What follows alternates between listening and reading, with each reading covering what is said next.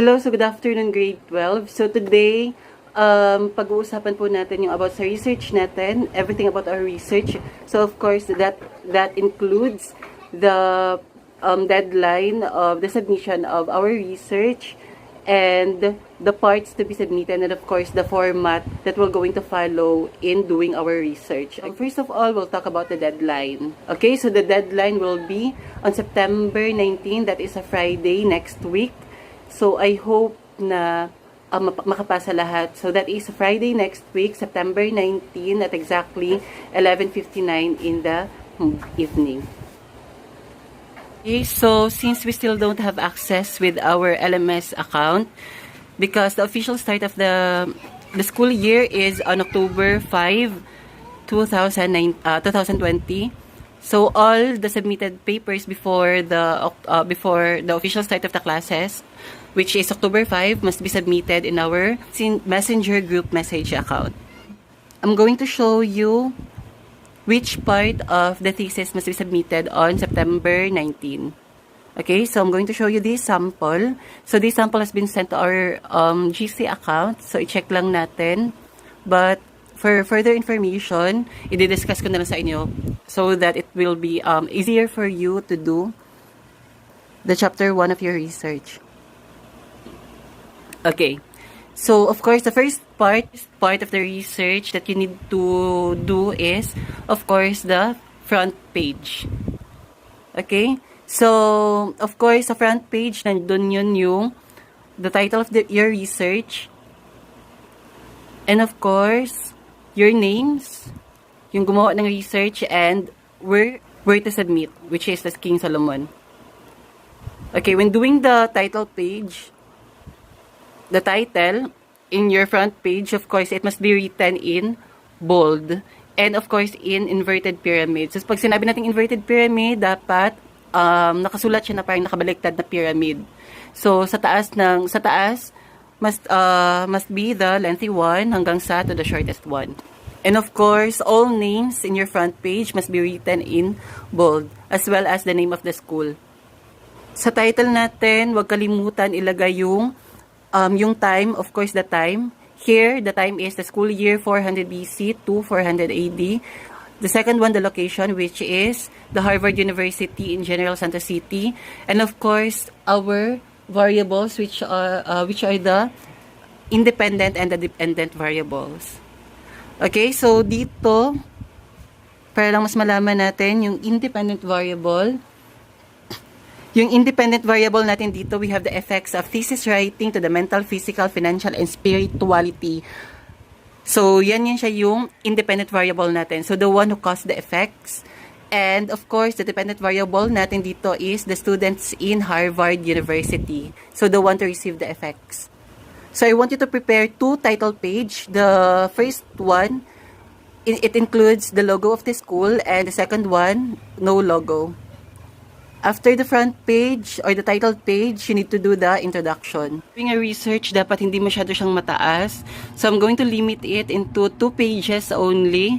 So, dapat yung mga essential elements lang ng introduction ang dapat nakasulat doon. So, when writing an introduction, dapat isulat natin ang background of our studies. Of course, more information about our independent variables. Ayan siya. And, of course, dapat isusulat natin how important these studies is. So, kapag ang result nito, paano siya makaka-epekto, and of course, the purpose of these studies. So in the last part of your research, so dapat dito, for example, dito nakalagay. So, dapat ang nakalagay dito, the purpose of these studies is to like this, like that. Okay, so ganyan ang pagsulat ng introduction before you proceed to the next part of your research, which is the statement of the problem. So, sa statement of the problem naman, doon nakalagay lahat ng question regarding our research. What questions do you want to answer sa research natin? So, yun yung nakalagay doon. So, for example, dito sa sample natin, ito yung mga statement of the problem niya. The researchers want to know about the profile of the respondents. Of course, the technologies na ginagamit ng family, ganyan.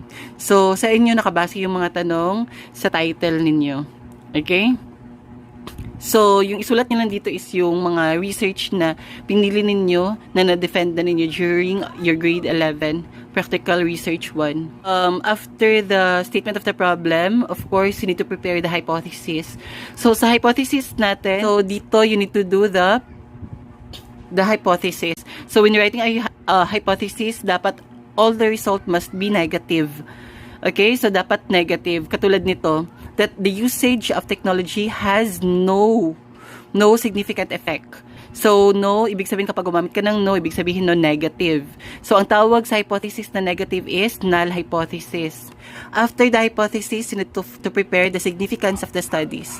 Kapag sinabi natin significant or significance, we're talking about how important our research is. Ibig sabihin, kapag nagawa na natin yung research natin, kapag natapos natin siya, nasagot natin lahat ng tanong, paano siya naging importante sa community or sa tao sa paligid natin. So, for example, dito sa research natin, sinabi niya, importante yung study niya sa part ng students. Okay? So, dito, explain mo bakit siya naging importante. Short lang. Dito naman, importante din yung research niya sa part ng parents. Then, importante yung research niya sa part ng school and, of course, sa future researcher. Kung meron man gagamit ng research mo in the future, magiging importante yung mga result na nakuha mo na pwede niya din magamit. Of course, after the significance of the studies, prepare kayo ng scope and delimitation. Okay? So, sa scope and delimitation, ibig sabihin, dito i-discuss nyo kung ano lang yung sakop ng research nyo. Sa delimitation naman, ano yung limit ng research niyo. For example, kapag sinabi natin, Harvard University, yun lang yung sakop natin. Yung scope natin is Harvard University lang. Yung limit natin, nasa school lang na iyon. So, in this school year, I want to limit the respondents into 150 respondents only since it's pandemic. So, dito ginamit niya community kasi ang research niya is about yung sa kalumpang ata. So, kaya community. Kapag sa inyo naman school, of course, gagamitin natin dito school. And the last one, we have the definition of terms. When doing a definition of terms, so dito dapat i-identify natin yung mga terminologies or yung mga words na medyo mahirap intindihin or yung mga words that plays a very important role sa research natin. So dito kasi ang title niya is about family, relationship, and technology. Of course, dito i-explain niya kung ano ang ibig sabihin ng family. So in doing a definition of terms, meron tayong two types. We have the conceptualize and the operational. So in his research, ginamit niya ang conceptualize.